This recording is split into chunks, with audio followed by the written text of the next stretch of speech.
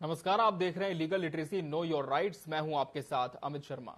Legal literacy में आज हम एक बहुत ही संवेदनशील मुद्दे पर चर्चा करने जा रहे हैं। इस विषय के कानून पर भी हम बात करेंगे और जानेंगे कि आखिर ये कानून किनके लिए और किस तरह उपयोगी है। तो चलिए शुरुआत करते हैं लीगल लिटरेसी की।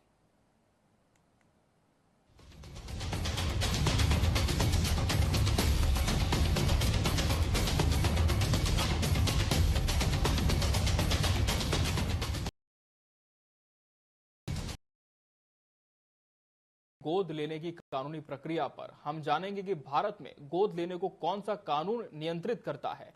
इसके विभिन्न प्रावधानों पर भी हमारी बात होगी और इस विषय पर हमारे साथ चर्चा करने के लिए स्टूडियो में मौजूद है हमारी आज की गेस्ट हाईकोर्ट अधिवक्ता सिमरन कौर लूथरा जी। मैम, आपका एक बार फिर बहुत बहुत स्वागत है लीगल लिटरेसी में।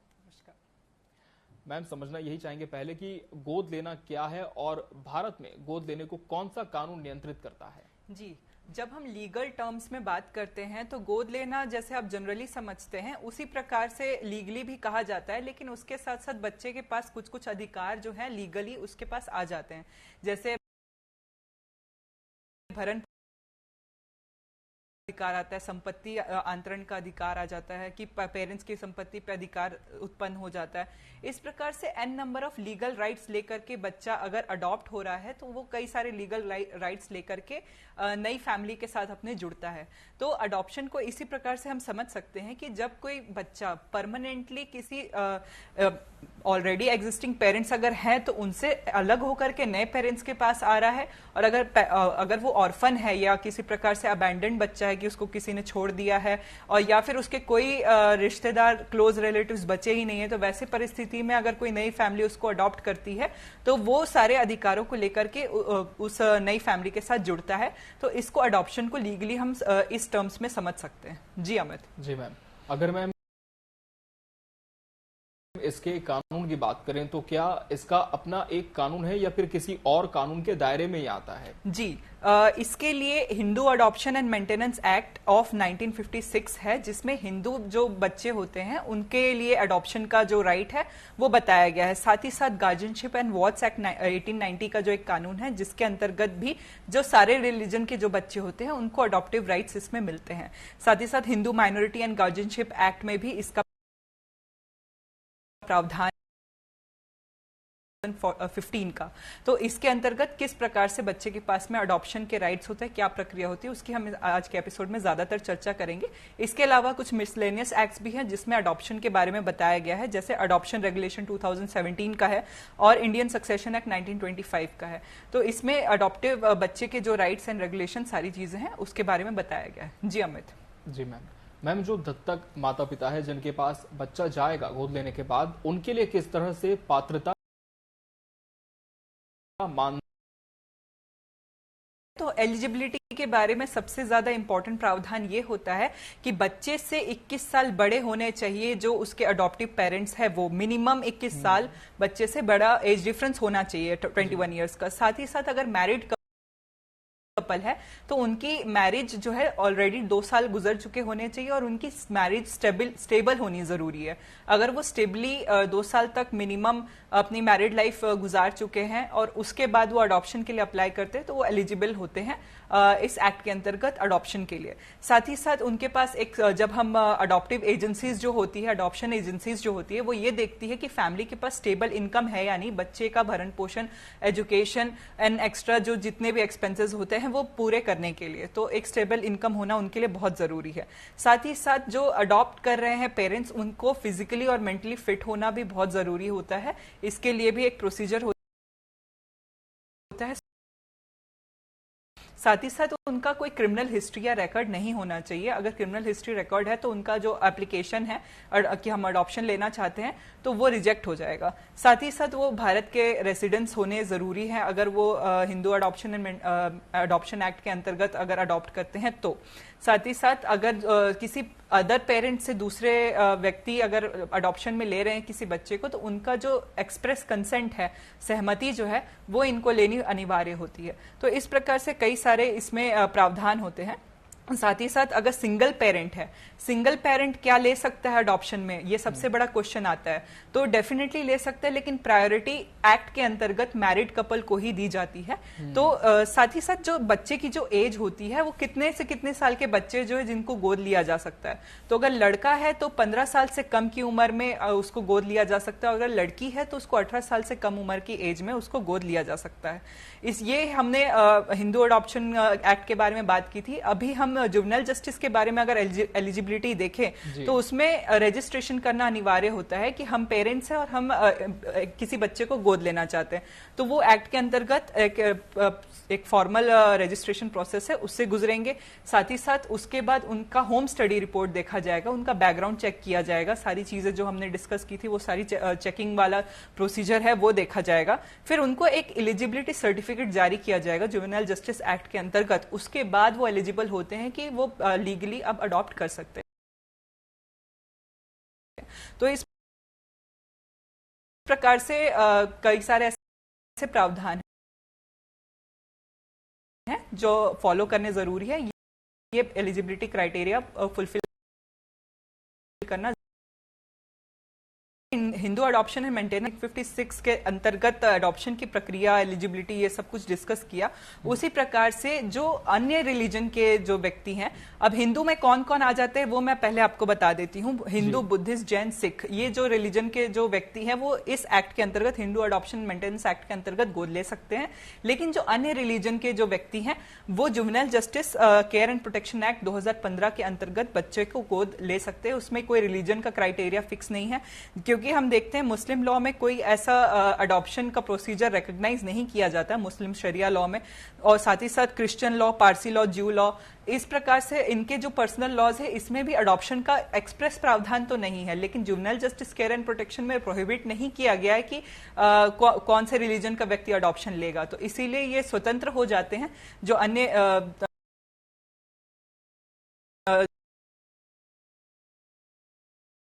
गोद ले सकते हैं। जी अमित। बिल्कुल।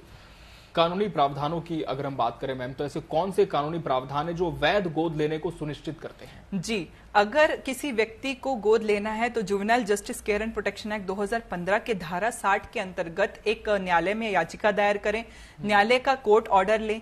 कोर्ट ऑर्डर लेने के बाद में हम नेक्स्ट स्टेप देखते हैं कि कौन हमें अडॉप्शन में देगा। तो अडॉप्शन एजेंसी का गठन किया जाता है इस एक्ट के अंतर्गत, जिसको सेक्शन 61 में एक्सप्रेसली बताया गया है कि धारा 61 के अंतर्गत एक अडॉप्शन एजेंसी का गठन किया जाएगा जो सारी प्रोसेस को रेगुलेट करेगा। तो कोर्ट ऑर्डर लेने के बाद में आप अडॉप्शन एजेंसी के पास जाएं। सेकेंडली, कंसेंट लेना अनिवार्य होता है। जो बायोलॉजिकल पेरेंट्स होते हैं उनका कंसेंट लेना जरूरी होता है, या अगर व्यक्ति ऑर्फनेज में रह रहा है, अगर बच्चा ऑर्फनेज में रह रहा है तो वहां के जो संचालक है उनका कंसेंट लेना बहुत अनिवार्य हो जाता है, या बच्चे के कोई नियर डियर गार्जियन अगर कोई है तो उनका कंसेंट लेना अनिवार्य हो जाता है। इसका प्रावधान धारा 62 में दिया गया है जुवेनाइल जस्टिस एक्ट के अंतर्गत। उसके बाद अब बात आती है क्या बच्चे की सहमति मैटर करती है?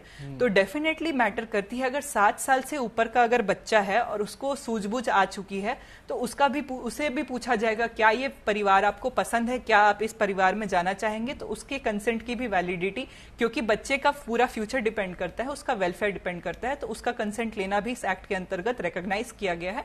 इसका हम धारा 63 में देख सकते हैं प्रावधान।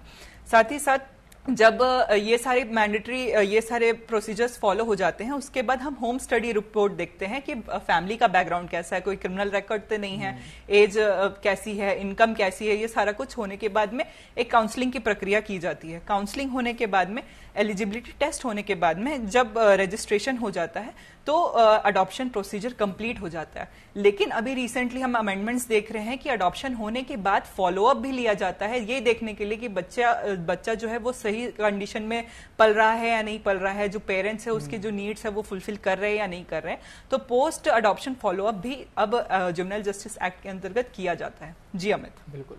मैम, जो किशोर न्याय अधिनियम जिसका गठन किया गया है, गोद लेने के प्रावधान में इसकी क्या भूमिका यहाँ पर व्याख्या के तौर पर सामने आई है? जी, जब हम बच्चे देखते हैं, अगर सड़क में भी आप कोई बच्चे देख रहे हैं, अगर वो सही में ऑर्फन है, अबैंडन्ड है या किसी प्रकार से पेरेंट्स ने उनको त्याग कर दिया, सरेंडर कर दिया है, तो हमारा जो स्टेट है, जो हम बोलते हैं शासन है, वो उन बच्चों की केयर करता है। ऑर्फनेज का गठन किया गया है जहां पे कोई ऐसे जरूरी नहीं परवरिश हो, उनकी पढ़ाई लिखाई, उनका एजुकेशन सब कुछ व्यवस्थित हो, इसके लिए उसका प्रावधान दिया गया है। तो अडॉप्शन एजेंसी के रूप में भी ऑर्फनेज अपने आप को रजिस्टर करा सकती है और वो रेगुलेट करता है। जैसे जुवेनाइल जस्टिस एक्ट की हम बात करते हैं, किशोर न्याय अधिनियम की बात करते हैं, तो वो अडॉप्शन प्रोसीजर को साथ ही साथ अन्य किशोर से रिलेटेड जितने भी प्रोविजंस है उसको रेगुलेट करने का ये एक्ट काम करता है। साथ ही साथ अडॉप्शन एजेंसी का गठन करता है ये एक्ट, जैसे हमने अभी इससे पहले वाले क्वेश्चन में डिस्कस किया था। उसके बाद जो बच्चे के जो अधिकार है उनको इंश्योर करता है, उसको सुनिश्चित करता है कि बच्चे के सारे अधिकार प्रोटेक्टेड रहें, अडॉप्शन से पहले भी, अडॉप्शन के बाद भी। उसके बाद जो प्रोसीजर है उसको स्पष्ट रूप से दर्शित कराता है कि अडॉप्शन के लिए किन किन प्रक्रिया को आपको फॉलो करना है। जुवेनाइल जस्टिस का ये काम है। साथ ही साथ जो बच्चे का वेलफेयर है उसको प्राइमा फेसी मद्देनजर रखते हुए अडॉप्शन की सारी प्रक्रिया हो, इस चीज को भी सुनिश्चित जुवेनाइल जस्टिस एक्ट ही करता है। और लीगल फ्रेमवर्क प्रोवाइड करता है, फॉस्टर केयर भी प्रोवाइड करता है कि अगर कोई पेरेंट्स है जो अब्यूजिव पेरेंट्स है और बच्चा वहां वेलफेयर नहीं करते, ये नई प्रोविजन है जिसका हम डिस्कशन कर रहे हैं कि बच्चे को ऐसे पेरेंट्स के पास भेज दिया जाए जहां पे उसका अच्छा ग्रोथ हो, रादर देन वो पेरेंट्स जहां झेलना पड़ रहा है। तो फॉस्टर केयर का भी प्रावधान इस एक्ट के अंतर्गत किया गया है। तो इस प्रकार से कई सारे सपोर्ट सिस्टम्स और सपोर्टिव लॉज इस एक्ट के अंतर्गत दिए गए हैं। जी अमित। जी मैम।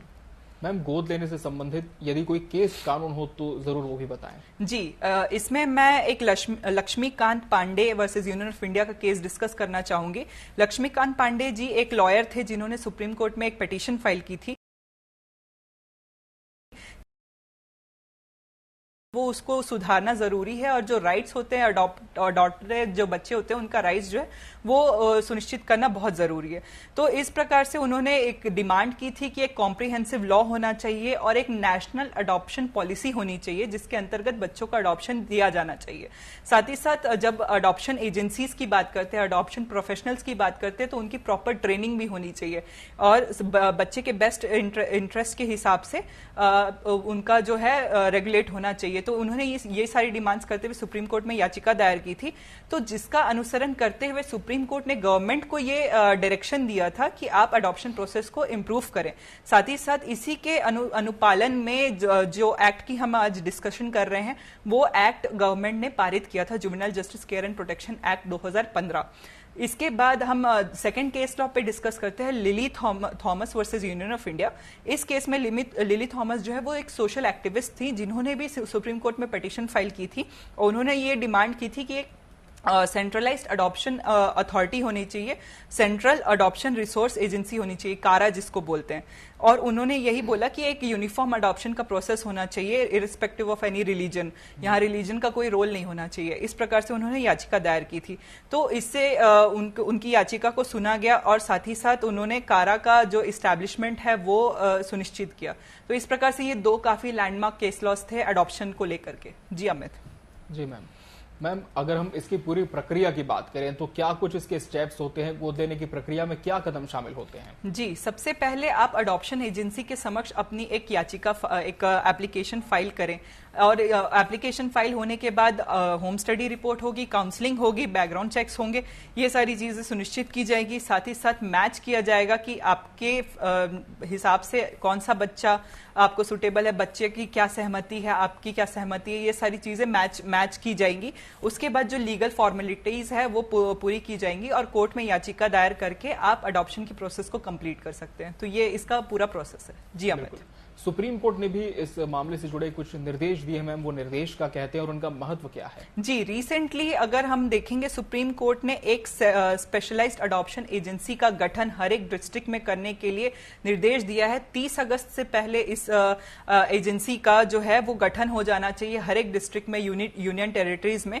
इसके लिए यही है कि जो स्ट्रीमलाइन प्रोसेस है वो उसको बहुत ही इजीली मॉनिटर किया जा सके, और अगर ये एजेंसी सेटअप हो जाती है तो एक सेंट्रलाइज्ड अडॉप्शन रजिस्ट्री बनेगी जिसमें आप ऑनलाइन देख सकते हैं, जैसे एक डाटाबेस प्रोवाइड कर दिया जाएगा कि कौन से अडॉप्टिव पेरेंट्स है, कौन से चिल्ड्रन है, कौन से सुटेबल है, इस प्रकार से। तो सुप्रीम कोर्ट ने हर एक डिस्ट्रिक्ट को ये डायरेक्शन दिया है कि आप 30 अगस्त से पहले स्पेशलाइज्ड अडॉप्शन एजेंसी का गठन कर ले अपने अपने डिस्ट्रिक्ट्स में, और उससे स्टैंडर्डाइज प्रोसेस हो जाए और उसमें टाइम बाउंड होना चाहिए, इसमें लंबा समय नहीं लगना चाहिए। इस चीज का भी निर्देश सुप्रीम कोर्ट ने दिया है, और इसमें बच्चे का जो इंटरेस्ट है वो हर तरफ से प्रोटेक्टेड रहे, इस चीज का भी ध्यान रखा जाएगा ये एजेंसी के द्वारा। जी अमित। जी मैम, जिस तरह से हमने तमाम इसके पहलुओं पर चर्चा कर ली, एक अहम पहलू यहाँ पर यह भी आता है कि अगर किसी माँ बाप ने, दत्तक माता पिता ने बच्चे को गोद लिया है, उसके पहले तो तमाम तरह के जो हम कह सकते हैं वेरिफिकेशन की प्रोसेस हैं वो कंक्लूड किए जाते हैं, लेकिन उसके बाद क्या इसके बाद भी ये जो एजेंसियां होती हैं वो बच्चे की देखरेख संबंधित किसी तरह की मॉनिटरिंग करती है? डेफिनेटली, यहाँ पे हमने जुवेनाइल जस्टिस एक्ट में ये चीज एकदम एक्सप्रेसली देखी है, और ये चीज काफी जरूरी भी होती है, क्योंकि कई ऐसे केसेस हुए हैं कि बच्चे को गोद ले लिया गया है, उसके बाद बच्चे का अता पता नहीं है, ट्रैफिकिंग होती है, तस्करी होती है बच्चों की। तो उस चीज को रोकने के लिए और देखने के लिए, उसके लिए भी कई सारे ये जो एजेंसीज है, अडॉप्शन एजेंसीज है, और जो नई एजेंसीज का गठन हो रहा है, ये पोस्ट अडॉप्शन फॉलोअप भी लेती है, और ये फॉलोअप लेना बहुत जरूरी होता है कि कहीं अडॉप्शन के बाद बच्चा कोई अब्यूज तो नहीं झेल रहा है, कहीं उसके साथ कोई क्राइम तो नहीं हो रहा है, या उसको सही सेफ इन्वायरमेंट मिल रहा है या नहीं मिल रहा है। अगर नहीं मिल रहा है तो तुरंत की तुरंत उन अडॉप्शन पेरेंट्स जो जिन्होंने अडॉप्ट किया है उनके खिलाफ कानूनी कार्रवाई की जा सकती है, क्रिमिनल चार्जेस भी उसमें लग सकते हैं, और अगर वो कॉम्पिटेंट नहीं है तो वो अडॉप्शन प्रोसेस को रिवर्ट बैक भी किया जा सकता है, क्योंकि चाइल्ड का जो वेलफेयर है वो सबसे ज्यादा इंपॉर्टेंट है शासन के लिए, और इस चीज की सुनिश्चित करने के लिए ही सुप्रीम कोर्ट ने एन नंबर ऑफ गाइडलाइंस दी हैं और डायरेक्शंस दिए हैं, और उसके लिए कई सारे एजेंसीज का गठन भी किया गया है। जी अमित। जी मैम, जो एनआरआईज हैं या फिर जो विदेशी मूल के नागरिक हैं, यदि वो भारत में आकर किसी बच्चे को गोद लेकर के 7 समंदर पार ले जाकर के रखना चाहते हो तो किस तरह के उसके स्टेप्स होते हैं, और इसके बाद जो पोस्ट एडॉप्शन फॉलोअप है वो किस तरह से किया जाता है? क्या इसमें कोई चैलेंजेस फेस करने पड़ते हैं? जी डेफिनेटली, यहाँ पे हमने कई केसेस में, कई ओकेजन्स में ये देखा है कि जो भारतीय मूल के जो नागरिक नहीं है, या फिर भारतीय मूल के नागरिक है जो बाहर निवास करते हैं, वो भी अडॉप्शन लेना चाहते हैं, उसके लिए भी ये काफी ज्यादा जरूरी होता है कि फॉलोअप करना। तो फॉलोअप करने के लिए कई बार ऐसा होता है बच्चे से इंटरेक्ट किया जाता है, और यहाँ प्रोसीजर यही है कि अगर आप भारत के निवासी हैं तभी आप कुछ ऐसे लॉज है जिसके अंतर्गत आप अडॉप्शन ले सकते हैं, लेकिन अगर आप गैर भारतीय हैं तो उसके लिए सेकेंडरी जो क्राइटेरिया है वो फॉलो अप किया जाता है। उसमें भी कई सारे ऐसे चांसेस हो जाते हैं कि चाइल्ड का वेलफेयर हो रहा है या नहीं हो रहा है, तो वहां पे फॉलो अप लेने के लिए यही प्रोसीजर है कि वहां की एजेंसी से बात किया जाए और वहां के गवर्नमेंट से बात किया जाए, ताकि वो चेकअप करते रहें, फॉलो अप लेते रहें कि बच्चे का वेलफेयर वहां पे हो रहा है या नहीं हो रहा है। तो कानून में ये चीज को देखा जाना बहुत जरूरी है। कई ऐसे ओकेजन्स होते हैं कि फॉरेन कंट्री में ले जाते हैं बच्चों को, उसके बाद भी उनके साथ, बच्चों के साथ में कई सारे ऑफेंसेस हो जाते हैं, तो इसीलिए जनरली इंडियन कोर्ट्स अवॉइड करती है अदर कंट्री में बच्चों को भेजने के लिए। अगर भेजती भी हैं, अगर वेलफेयर दिख रहा है और हर एक बैकग्राउंड चेक से सारी चीजें सुनिश्चित भी हो रही हैं, तो उसमें फॉलोअप की स्ट्रिक्ट लॉज हैं, और उसमें टाई अप होता है कि अदर कंट्री में अगर टाई अप है कि हाँ फॉलोअप लिया जा सकता है तभी अडॉप्शन दिया जाता है, अदरवाइज रिफ्यूज किया जाता है, क्योंकि क्राइटेरिया काफी ज्यादा स्ट्रिक्ट हो चुका है। जी अमित। बिल्कुल। और ये जो फॉलोअप है मैम, क्या बच्चे के किसी निश्चित देखा जाता है कि बच्चा कब तक वो उनके केयर में है? जनरली देखा जाता है कि अडॉप्शन का जो एज है वो 15 से लेके 18 तक का है, लेकिन इसका मतलब ये नहीं है कि उसके बाद उसको फॉलो अप ना किया जाए। जब तक बच्चा अडल्ट नहीं हो जाता और जब तक वो स्वयं इससे नहीं हो जाता, कई सारी अडॉप्शन एजेंसीज है वो गुड फेथ में भी, अगर कानूनी एक्सप्रेस प्रावधान नहीं भी है तो भी गुड फेथ में फॉलो अप डेफिनेटली लेती है, और अगर कहीं पे भी कुछ सस्पिशियस लगता है तो वो रिपोर्ट भी डेफिनेटली करती है और कार्रवाई भी डेफिनेटली होती है। जी अमित। जी मैम, मैम एक अहम सवाल आखिर ये भी है कि गोद लेने से जो बच्चे के अधिकार हैं इन पर क्या प्रभाव पड़ता है? जी, जैसे अगर कोई बच्चा अडॉप्शन में आ रहा है तो उसके पास इनहेरिटेंस का राइट आ जाता है कि संपत्ति जो जिन पेरेंट्स ने अडॉप्ट किया है उनकी संपत्ति पे उस बच्चे का अधिकार हो जाता है। उनकी डेथ के बाद वो संपत्ति उस बच्चे के पास चली जाती है, और अगर वो बच्चे के पास में मेंटेनेंस का कोई भरण पोषण का कोई स्रोत नहीं है तो वो भरण पोषण का अधिकार भी बन जाता है, एजुकेशनल राइट्स भी बन जाती है, क्योंकि हमारे देश में एक फ्री एंड कंपलसरी एजुकेशन का प्रावधान है। तो एजुकेशन प्रोवाइड करना, एक स्टैंडर्ड ऑफ लाइफ मेंटेन करना, ये सारे राइट्स जो है बच्चे के वहां पे बन जाते हैं। उत्तराधिकार का भी ये लीगली हो गया, और अगर अनऑफिशियली बात किया जाए तो परमानेंट फैमिली होने का एक अधिकार हो जाता है। साथ ही साथ एक आइडेंटिटी एक बच्चे को मिल जाती है कि हाँ अब हम इस परिवार के सदस्य हैं, इस परिवार के बच्चे हैं। इनहेरिटेंस का जो राइट है, एजुकेशन के अपॉर्चुनिटीज जो है, ये सारा कुछ इस अधिनियम के अंतर्गत लाभ बच्चे को मिल सकता है, अधिकार बच्चे को मिल सकते हैं। जी अमित। तो आज हमने काफी अहम कानून पर बात की। हमने जाना कि गोद लेने के तहत जो कानूनी प्रावधान है वो क्या कहते हैं, किस तरह से इसकी विशेषताएं हैं और क्या कुछ इसमें निर्धारित किया गया है। इस पर हमारे साथ हमारे गेस्ट हाईकोर्ट अधिवक्ता सिमरन कौर लुथरा जी जुड़ी थी, जिन्होंने विस्तार से इस विषय पर चर्चा की। मैम आपका बहुत बहुत धन्यवाद इस शो पर आकर इस विषय पर दर्शकों को अहम जानकारी देने के लिए। नमस्कार। और इसी के साथ लीगल लिटरेसी के इस एपिसोड में फिलहाल इतना ही। मुझे और मेरी पूरी टीम को दीजिए इजाजत। नमस्कार।